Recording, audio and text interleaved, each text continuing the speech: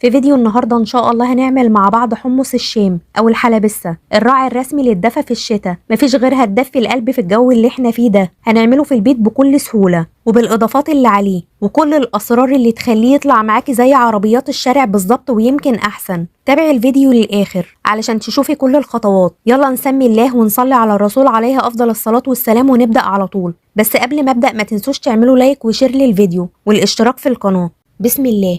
في البداية معايا نص كيلو من حمص الشام، سواء البلد الصغير أو الكبير. غسلته كويس جدا ونقعته 24 ساعة وغيرت عليه المية مرتين. ممكن تنقعيه وقت أقل، هتحطي عليه مية سخنة بتغلي لغاية ما يتضاعف حجمه ويتكسر معاكي بكل سهولة. غسلته بعد النقع ودلوقتي هحطه في حلة واضيف عليه مية بتغلي، واضيف عليه مية زيادة علشان هيقعد وقت على النار، وهرفعه على النار لغاية ما يغلي. وكل لما يتجمع ريم أو فوم هشيله وهدي عليه النار واغطيه واسيبه يستوي على نار هاديه